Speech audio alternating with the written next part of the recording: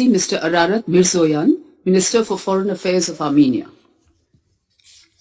Thank you very much. Madam President, Excellencies, members of the Security Council. It is a great pleasure to take part in today's discussions at the UN Security Council, and I thank my dear colleague, External Affairs Minister of India, for the invitation. The Indian presidency has chosen a very timely and important topic for this open debate. International relations, as we have known them, appear to be in transition. Global security crisis that we are all living in heavily affects the functioning of the system of multilateralism. Of course, there can be an opinion to the contrary that malfunctioning of the multilateral system resulted in the situation we are facing today. It is like the story of the chicken and the egg. Thus, I do believe it is more convenient to concentrate on the question of how multilateralism should be reformed based on the lessons that ought to be learned. If I would try to define multilateralism in very simplistic terms, I would call it the ability to reach and follow the commitments based on compromise and agreement, mutual agreement. To find a common ground, we must adhere to the universal red lines on which both-sided approach cannot be tolerated. And these red lines are reflected first of all in the Universal Declaration of Human Rights and the UN Charter. This important open debate will hopefully serve as food for thought in our shared struggle to maintain and improve the multilateral system for the sake of future generations. Mr. President, Armenia is firmly committed to the multilateralism anchored in the purposes and the principles of the Charter of the United Nations, including non-use of force or threat of force and peaceful resolution of disputes. In a world where conflicts regrettably continue to persist, prohibition of the use of force and strict adherence to peaceful settlement of conflicts are indispensable to the maintenance of international peace and security. The United Nations must remain resilient to the detrimental practices of imposing unilateral solutions and prioritizing violence over peaceful settlement.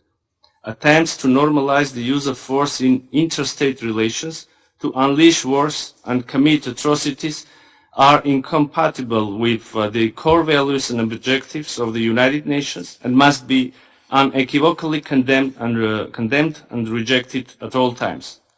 Strengthening the capacities of the UN and those of the Security Council to prevent and respond to such disturbing challenges is crucial for delivering on the objective of upholding international peace and security.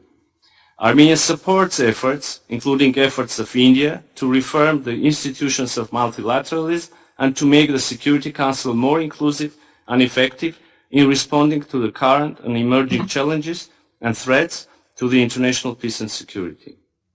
Armenia, dear colleagues, Armenia has witnessed firsthand the effects of the decline of multilateralism. The international community proved unable to prevent the unjustified use of force of Azerbaijan against the people of Nagorno-Karabakh, which resulted in thousands of dead, wounded, and a new wave of displacement. The issue of rights and security of the people of Nagorno-Karabakh is still to be addressed. The people of Nagorno-Karabakh should be able to live in dignity and peace in their own homeland. The decline of multilateralism has manifested also in the inability of the security-mandated OSCE Minsk Group co-chairmanship to fulfill its duties. One of the parties to the conflict essentially blocks the activities of this format. Moreover, unilaterally declares that the Nagorno-Karabakh conflict has been resolved by use of force, thus hampering the potential solution of the conflict through international mediation. In the face of limited interest of the international community, the security challenges in our region only grew. Armenian sovereign territories have been continuously under attack. The last major incident was in September this year, and we requested an emergency meeting of the Security Council to assess the situation in full and to remain seized on the matter. The security situation, I regret to say, has not really seen any significant improvements. Despite the calls of the international community, Azerbaijan continues to keep sovereign territories of Armenia under occupation. We continue to face the growing military rhetoric of Azerbaijan that openly threatens our sovereignty and territorial integrity. 2 years since the cessation of military hostilities in Nagorno-Karabakh, the issue of return and repatriation of the Armenian prisoners of war remains unresolved. The Azerbaijani side continues its manipulations in order to artificially counterbalance the humanitarian issues and to turn the return of the Armenian POWs into a bargaining chip, which is totally unacceptable and should not be tolerated by the international community.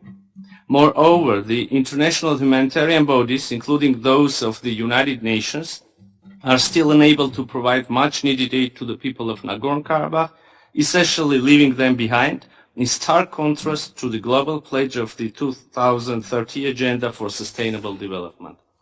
Ironically, not only international humanitarian organizations, but even people living in Nagorno-Karabakh are denied access. It is already the third day that Azerbaijan, grossly violating its international obligations, has blocked the movement through the Lachin corridor, the only lifeline of Nagorno-Karabakh, which is now essentially cut off from Armenia and the outside world. As we speak, the people of Nagorno-Karabakh have been deprived of their right to free movement. Mothers are separated from their children. Terminally ill people can't get medical supplies and help. Even worse, in freezing winter conditions, the gas supply to Nagorno-Karabakh has been severed by Azerbaijan.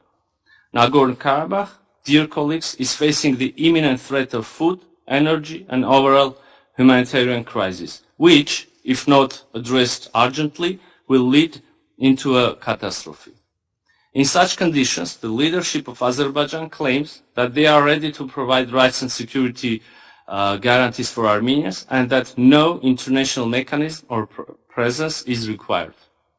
What we have at hand is illustrative of how they imagine these guarantees. Along with Azerbaijan's refusal to hold dialogue with Stepanakert on their rights and security, this position testifies to the fact that Baku continues pursuing a genocidal policy towards the Armenians of Nagorno-Karabakh. At the beginning of my speech, I highlighted the importance of fulfilling commitments, both in case of Armenia-Azerbaijan normalization process and the issue of Nagorno-Karabakh. Azerbaijan refuses to realize its own commitments that were reached also in multilateral formats. The actions, warmongering rhetoric and maximalistic approach of the leadership of Azerbaijan puts the chance of reaching peace and stability in the South Caucasus under a serious risk. Mr. President, based on our own experience, we can argue that without effective multilateralism, the world will be devoid of peace and security. Hence, we must all strive to devise better, more efficient modus operandi in order to be able to prevent conflicts, genocides, and other mass atrocities and focus on peaceful, sustainable development. I thank you. I thank His Excellency, Mr. Mirzoyan, for his statement.